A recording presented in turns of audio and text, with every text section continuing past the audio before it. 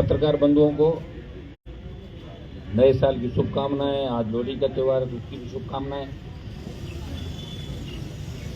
पूरे पार्टी परिवार की तरफ से। आज जो राजस्थान के अंदर ज्वलंत मुद्दे हैं,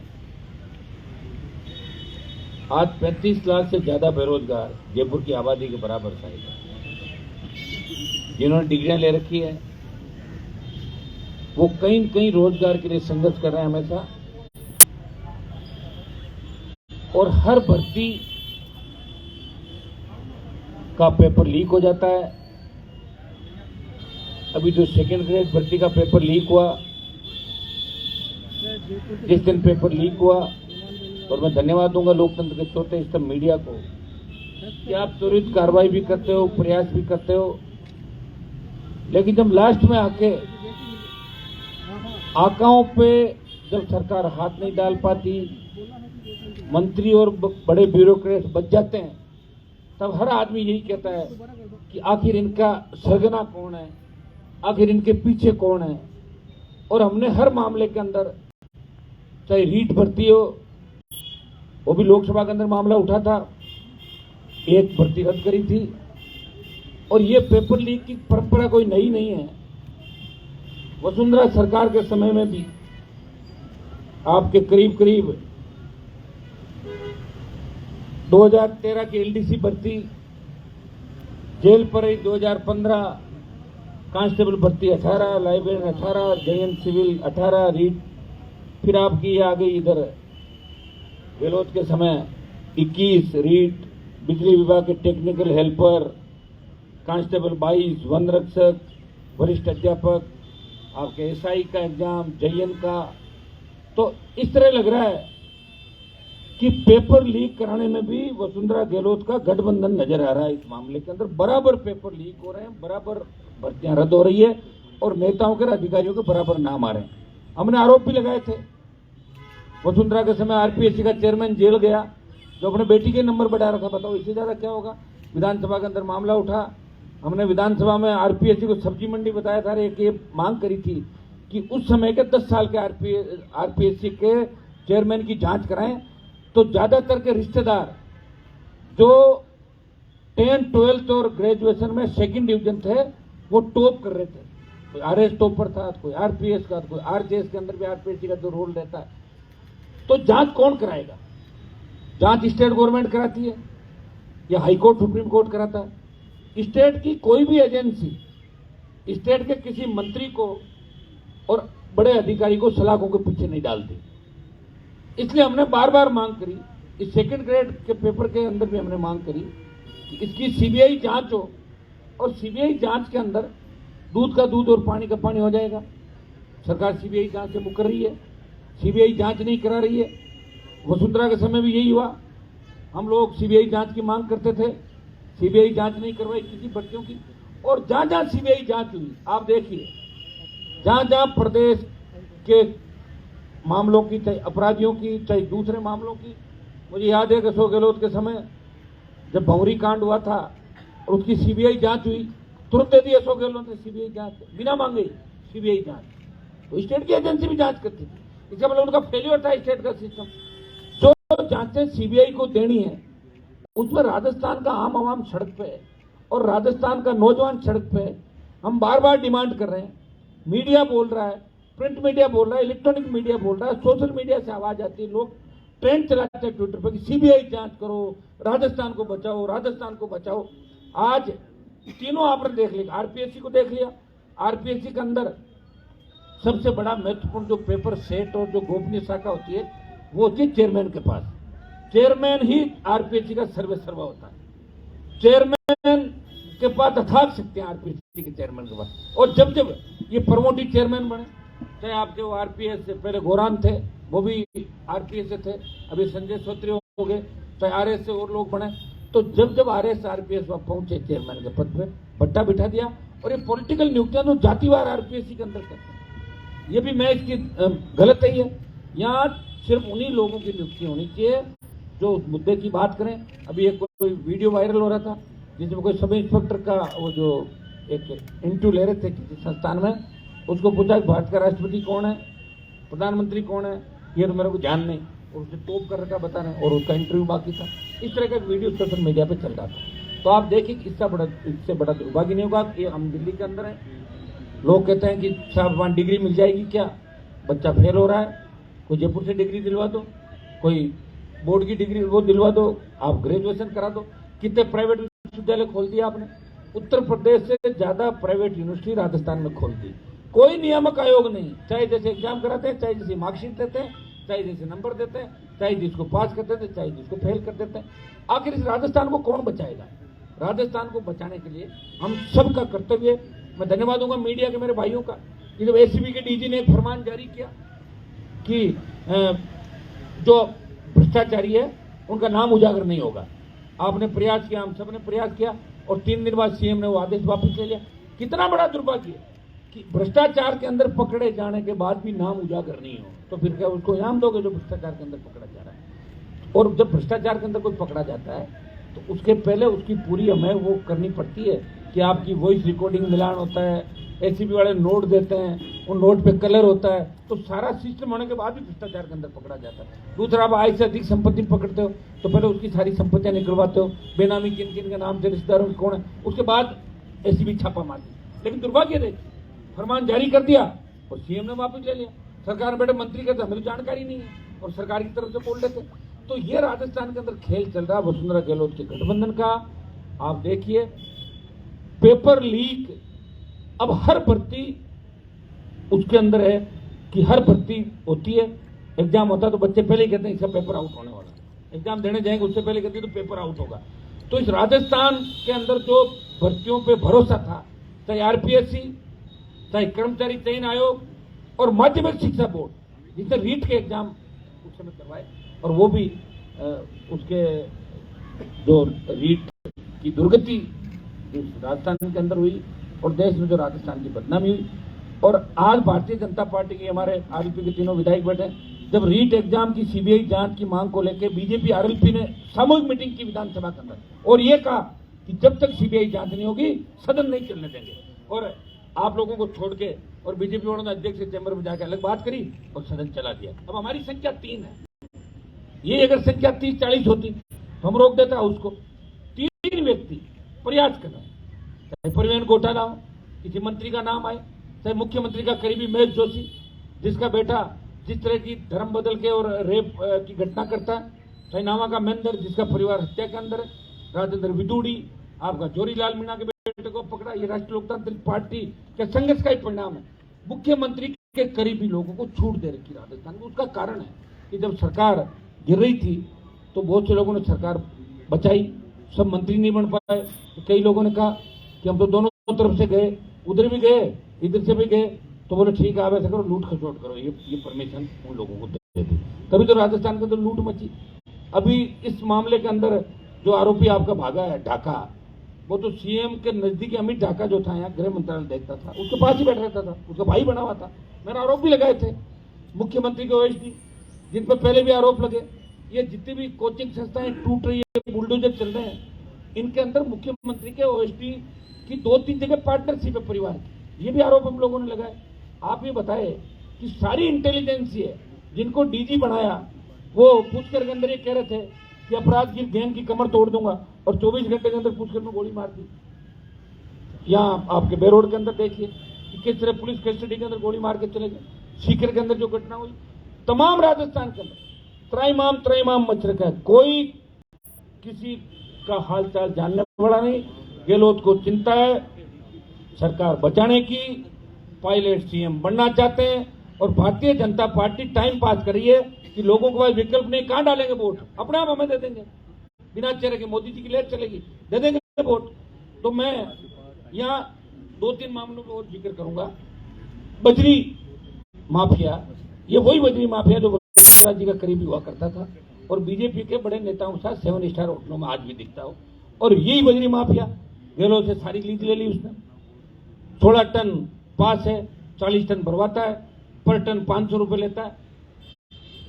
कई नेता आंदोलन भी करते हैं, लेकिन पता नहीं फिर बाद में कहां चले जाते हैं। बाड़मेर के अंदर 90 दिन से आरएलपी बालोतरा में आंदोलन कर रही है। आज हम तारीखों का ऐलान भी करेंगे। 3 बड़े जो हमारे प्रदर्शन है बिजली को लेके। 24 घंटे बिजली देने की बात करी, 7 घंटे रबी में, 6 घंटे खरीफ के अंदर बिजली मिल नहीं रही है। बिजली को लेकर त्राइमाम 3 घंटे 4 घंटे, और वो भी ट्रिपिंग आ रही बार बार। किस तरह सीट भर रहे हो किसान की। आपने तो कहा था बिजली थाने खत्म कर देंगे। कांग्रेस की सरकार में कई नेता जोर जोर से बोलते थे कि हम आएंगे, किसान की सीटें खत्म करा देंगे, 5% सेटलमेंट करा देंगे, 10% करा देंगे, लेकिन कुछ नहीं हो रहा राजस्थान के अंदर। इनके नेता भारत जोड़ो यात्रा निकाल के गए, 10 दिन में कर्ज माफी की बात कही राहुल गांधी ने। कहाँ कर्जा माफ हुआ किसानों को, बताओ मुझे। कितनी बड़ी बड़ी बातें कही। अब इनका एक ही काम है कि अब चुनावी साल है, और चुनावी साल में कोई न कोई झुनझुना पकड़ा देंगे। अब बजट लेकर आ रहे हैं, बजट में कोई बात कर देंगे।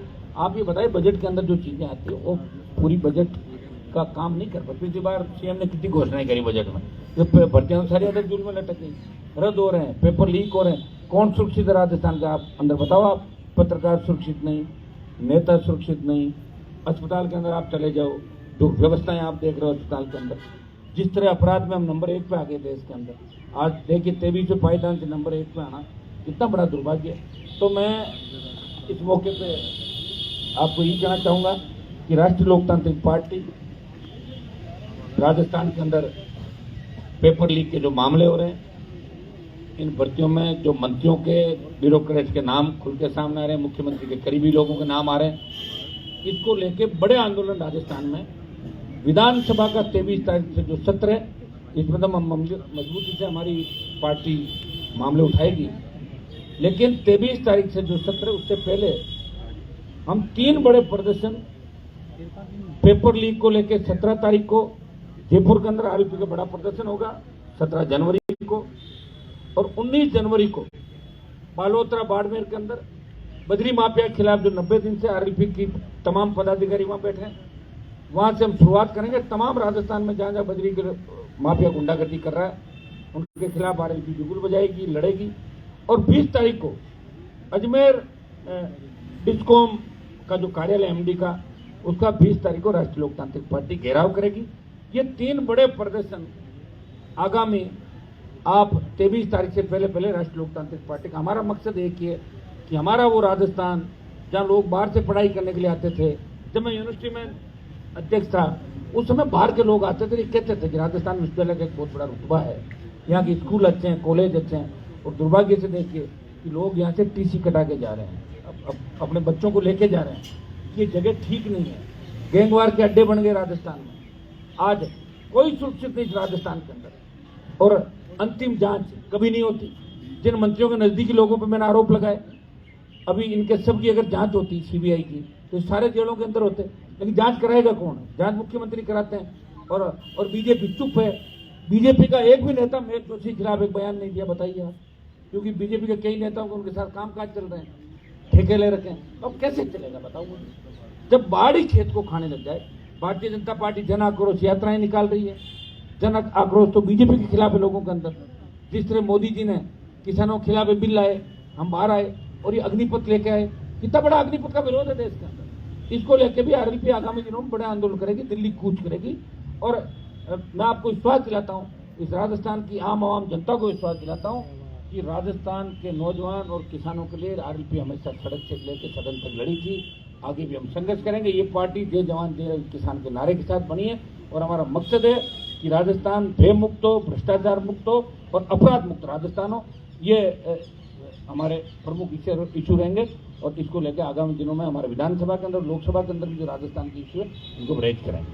हनुमान जी, सीधी सी मेरा सवाल ये है आपसे कि आपकी पार्टी, ये आप प्रदेश संयोजक इसके जन्मदाता है, और सरकारी बंगले पे कब्जा करते जा रहे हैं। अपनी पार्टी के पूरा कार्य सरकारी बंगले से कर रहे हैं, तो अब आरोप लगा रहे हैं सत्ता पे अब नेताओं। तो अशोक गहलोत कहाँ से कर रहा है? अरे वो सरकारी बंगले से गहलोत ही कर रहा होगा ना। इसका आपको पता है कि 50,000 रुपए का किराया हमारा कटता विधायक का, कितना? 50,000 पर महीने। विधानसभा बजट सत्र शुरू होने वाला है, इससे पहले सचिन पायलट का जो है शक्ति प्रदर्शन किया जा रहा है 15 तारीख से 30 तारीख तक। अंतिम प्रयास है। हमने तो शक्ति प्रदर्शन देखा नहीं सचिन पायलट का, कहीं होता तो अभी तक हो जाता। 4 साल तो निकल गए, 4 साल 2 महीने निकल गए। अगर पायलट के अंदर जरा सा भी कुछ हो तो वो अलग पार्टी बनाए, लड़े राजस्थान के अंदर। और अगर वो लड़ते हैं अच्छी बात है, हमने तो उनको मुख्यमंत्री बनाने के समय उस समय समर्थन भी दिया था, सीएम बनाया।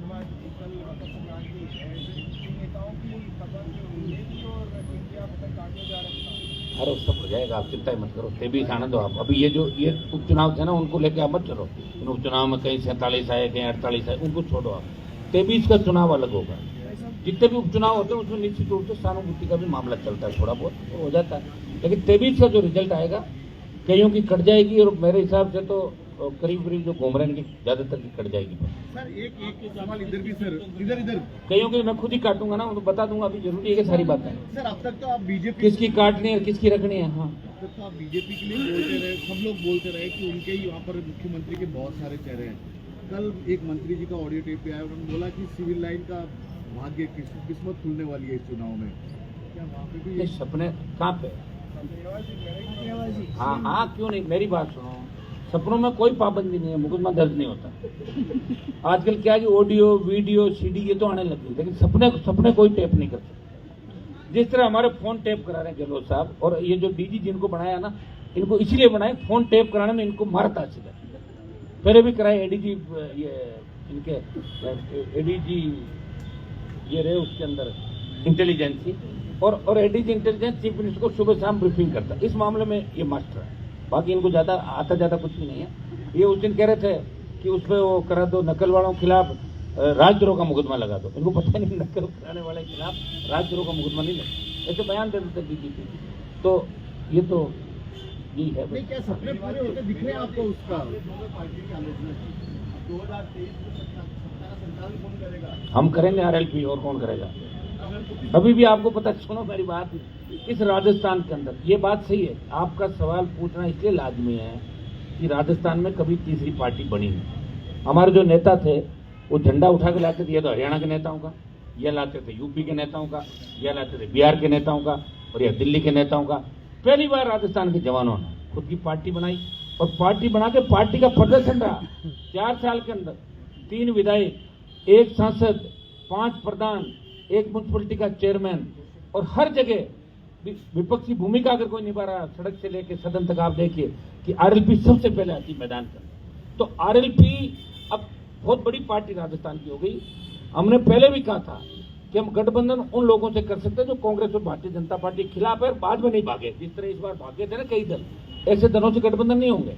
हो सकता है कुछ सीटों में गठबंधन हो जाए, लेकिन 150 से 200 सीटों के बीच राष्ट्रीय लोकतांत्रिक पार्टी अपने दम पे राजस्थान के अंदर चुनाव लड़ेगी आगामी 23 में। लगातार मांग हो रही है सीबीआई जांच की, आप भी कर रहे हैं, बेरोजगार भी कर रहे हैं, भी कर रहे हैं। अगर मांग नहीं मानती तो क्या होगा? और आंदोलन, भारत जोड़ो यात्रा तो फ्लॉप होगी ना, वो तो कांग्रेस को जोड़ रहे हैं, टूट गई ना कांग्रेस चारों तरफ से, कहीं जीते भी, कहीं कुछ बन गए। तो खुद के अंदर की लीडरशिप है, सब इसके लिए कर रहे हो, भारत के लिए नहीं कि खुद कांग्रेस के नेता कैसे बने, ये यात्रा है उनकी। बेनीवाल साहब, आप कई मुद्दे उठाते हो, ये बिजली के संकट की आपने बात की। राजस्थान में जितनी भी सरकारी संयंत्र हैं इनको कोयला नहीं मिल रहा, पर प्राइवेट जितने भी संयंत्र हैं इनके पास में आसानी से कोयला उपलब्ध है। ये मुद्दा आप लोकसभा के अंदर क्यों नहीं उठा देंगे ना? उठा देंगे। आज आपने कहा, पहले तो उठाया मैंने, शायद आप मेरे लोकसभा का हर भाषण नहीं सुनते, प्लीज एक बार चेक कर ले आप। उठाया मुद्दा और उठाएंगे इसको। ऐसा कोई मुद्दा बचा ही नहीं मैंने नहीं उठाया। महंगाई को लेकर 2018 में आपने पार्टी का गठन किया था, उसमें भी आपने कहा था अकेला चलेंगे, किसी के साथ नहीं जाएंगे, लेकिन 8 महीने बाद आप बीजेपी के साथ चले गए। वो पूछा, आप रुकिए एक बार, ऐसा है अकेला चलेंगे, चल रहा हूँ ना अकेला। आप मेरी बात सुनो, पूछा एक मिनट, मुझे मेरा कोई प्रधानमंत्री बनने का मकसद नहीं, मैं पहले बता दूं आपको। हमारा स्टेट के अंदर राजस्थान की सत्ता आरएलपी की आए, और ये हमने कोई सत्ता के लिए पार्टी नहीं बनाई। हुकार रैलियों के माध्यम से कर्ज मुक्त किसान, फ्री बिजली, टोल मुक्त राजस्थान, मजबूत लोकल, जो आपकी आवाज थी वही मेरी आवाज थी। आप जो आवाज उठा रहे थे वही मैं उठा रहा था, जो आप कहते थे वही मैं कहता था कि ये होना चाहिए। और एक व्यक्ति ने शुरुआत करी, हुकार रैलियों के माध्यम से नेताओं को गांव-गांव भिजवा दिया, नेता जाते तो नहीं थे, प्रयास किया। और उस समय लोकसभा चुनाव के अंदर मेरे सामने विकल्प था कि या तो मैं मेरी पार्टी पे लड़ूं, और चूंकि जो परिवार में लंबे समय से नागौर में शोषण कर रहा था लोगों का, उस परिवार के खिलाफ लड़ना भी था। 14 में निर्दलीय चुनाव लड़ा था, 1,60,000 वोट मैंने लिए थे 14 के अंदर। तो मैंने लोगों को पूछा, बच्चों को बताओ क्या किया जाए। एक ही आवाज आई कि आप मोदी जी गठबंधन कर लो। कर लिया मैंने गठबंधन, और गठबंधन मेरी शर्तों पर किया। और आपको शायद इस बात का ध्यान नहीं है, ये देश का पहला गठबंधन होगा। जब वसुंधरा जयपुर में थी तैयार होकर बैठी थी अंदर आने के लिए, अंदर नहीं आने दिया मैंने कहा इसके साथ नहीं बैठूंगा। हो सकता है ऐसे गठबंधन, ये तो कभी कभार होता है गठबंधन, ऐसे बातें होती ज्यादा। वसुंधरा को पार्टी कार्यालय में नहीं आने दिया, गठबंधन किया। और जब मुझे लगा कि देश का किसान तकलीफ के अंदर है, मुझे पुकार रहा पंजाब हरियाणा यूपी का किसान, राजस्थान में किसान आंदोलन नहीं था, मैंने ही खड़ा किया राजस्थान का किसान आंदोलन, छोड़ दी मोदी की सत्ता। और अब जब जवान पर संकट आया, जवान के लिए अगर देश में कोई एमपी लड़ रहा है अग्निपथ के खिलाफ, हनुमान बेनीवाल लड़ रहा है, 2 लाख जवानों की रैली करी, पहले दिन आंदोलन में कूदा। लोकसभा के अंदर आप देखते हो तख्ती लेके कौन खड़ा रहता है हमेशा कि अग्निपथ वापस लो, मैं दिल्ली भी कूच करूंगा। ये स्टेट के आंदोलन है, मजबूती से हम पहले भी लड़ रहे थे, आगे भी लड़ेंगे। और जितने भी भ्रष्टाचारी कांग्रेस बीजेपी के हैं, देखिए मेरा किसी जाति से झगड़ा नहीं, किसी व्यक्ति से झगड़ा नहीं, जो करप्शन करेगा, अपराध करेगा, उसके खिलाफ हनुमान बेनीवाल खड़ा मिलेगा आपको हर जगह, आम आदमी के लिए, गरीब आदमी के लिए, हर जाति के लिए।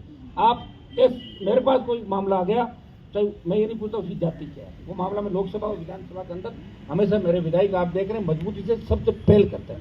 मुझे तो कई बार ये लगता है कि बीजेपी कांग्रेस का पीछा नहीं किया, हमारा पीछा करिए। आप देखिए आरपीएस, जैसे ये 2nd ग्रेड का पेपर लीक हुआ, जैसे मीडिया के माध्यम से हमें जानकारी मिली, 4 प्रदर्शन का मैंने डाला सोशल मीडिया पे, 4 बजे आरपीएससी अजमेर, गहलोत का घर जोधपुर, बीडी कला का घर बीकानेर और जयपुर राजधानी, 4 प्रदर्शन हम करेंगे 4 बजे।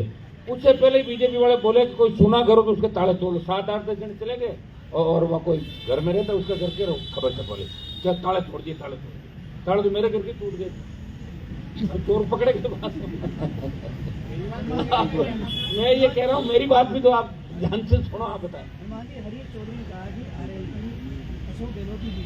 पहले तो आप ये बताओ हरीश चौधरी किसकी टीम है, पहले आप जानते हो? जब कॉलेज यूनिवर्सिटी में पढ़ते थे तो अशोक गहलोत अगर 5 बजे आते, 4 बजे आते ट्रेन में, तो 3:30 बजे जाके खड़ा हो जाता थैला लेकर। वो तो उसको पॉलिटिकल पापा कहते थे गहलोत को, पता 2 पापा होते हैं, एक तो जो पैदा करता है और राजनीति, वो कहते हैं पॉलिटिकल पापा है गहलोत। जो 40 साल पॉलिटिकल पापा कर, वो कल को कहते हैं कि हनुमान जी दिए, अभी आपके लिए कोई कहते हैं आपका चैनल ये, तो कहने थोड़ी हो जाएगा, आरोप प्रत्यारोप लगता है। कांग्रेस भी डर गई, भाजपा भी डर गई। जिस तरह में कोई बीजेपी के एक नेता का बयान कह रहा था, वो कह रहा था कि आरएलपी के अंदर तो पागल घूम रहे, बताओ इसका मतलब उसकी मानसिक स्थिति ठीक नहीं जो बयान कर रहा है, क्या बात कर रहे हो? डर गए कांग्रेस बीजेपी के लोग। मेरे दरवाजे पे मैं नहीं जाता किसी के दरवाजे, आप देख लेना, आगे भी चुनाव आएगा, चक्कर लगेंगे, लेकिन कोई फायदा नहीं। इस बार राष्ट्रीय लोकतांत्रिक पार्टी राजस्थान को बचाने के लिए मजबूती से लड़ेगी। उसका इलाज कर दिया मैंने, सुन लो मेरी बात। हाँ ना दावा क्या कह रहा आपको पता ही नहीं, फिर अभी कंटेम्प्ट उसका। हाँ बताओ। तो मैं ये कह रहा हूँ वो सब इन्फ्लुएंसर है जो कह रहे हैं ये बात। बीजेपी तो कह रही कांग्रेस की बी टीम, कांग्रेस कह रही बीजेपी। मैंने कहा दोनों पार्टियां सीधी करप्ट है, कांग्रेस और भारतीय जनता पार्टी। और आप पार्टी का नाम क्यों ले? क्या आप पार्टी का सामान क्या राजस्थान के अंदर क्या वजूद है आप पार्टी का? तो एमएलए क्या उनका आप पार्टी का? आ रहे कौन मना कर रहा है? बड़ा सरकार यहाँ पे बनाई करो, गुजरात में कहाँ गए, यूपी में लेनी क्या सीट है? अब ठीक हो गया वो दिल्ली पंजाब कोई आपस में। अरे तो ऐसा है, मैं ये कह रहा हूँ कि मेरे खिलाफ अगर बोला तो माफी मांगता हुआ नजर आ रहा है, हाथ जोड़ता हुआ मेरे यहाँ माफी मांगने की माँ माफ करो मुझे। ऐसे बयान देकर अपने बयान से बदलना, बोल और बाप एक ही होता है, इसका बयान होता वही होता है। मेरा बयान है कि मैंने कहा वसुंधरा मुक्त करूंगा, भगा दिया वसुंधरा को। कितना टाइम हो गया? टाइम हमें भी लगा होगा, लेकिन वसुंधरा नहीं है राजस्थान के अंदर। जो क्रेज था ना, लोग सेल्फी लेने के लिए भागते थे, कोई नहीं जाता सेल्फी लेने, खुद ही फोन करती है, सरपंच साहब आपके गांव में कोई कार्यक्रम हो तो मुझे भी बुला लीजिए। ये स्थिति मैंने करी भैया, बीजेपी ने नहीं करी वसुंधरा की। या आप कोई चीज को सोचना है, कई पत्रकार तो नए इनके अंदर, शायद 20 साल से संघर्ष चल रहा है मेरा, कोई आज का संघर्ष नहीं है, ठीक है ना। और हर संघर्ष किया, अपराधियों से लड़ा, भ्रष्टाचारियों से लड़ा, मुख्यमंत्रियों से लड़ा। गहलोत के बेटे को जोधपुर में जाकर आए, आपने सवाल किया था बीजेपी कार्यालय के बाहर कि अब क्या करोगे? मैंने कहा इलाज कर दूंगा, कर दिया इलाज। ऐसे ही होता तो हमेशा सारी, अभी मेरे पास सत्ता दे तो फिर मैं सब बता दूंगा, ये हो गया वो हो गया। हाथ में थोड़ी तो लड़ रहे हैं यार। सबसे बड़ी बात, हमने पार्टी बचा ली, कम बात है क्या? कांग्रेस भी आरएलपी को तोड़ना चाहती थी, भाजपा भी तोड़ना चाहती थी, लेकिन टूटी नहीं आरएलपी। किसी के जाके होटल के अंदर नहीं गए, कोई बाड़े में नहीं थे, मेरे साथ थे उस समय भी, और आज भी साथ खड़े हैं तीनों विधायक। Okay, thank you.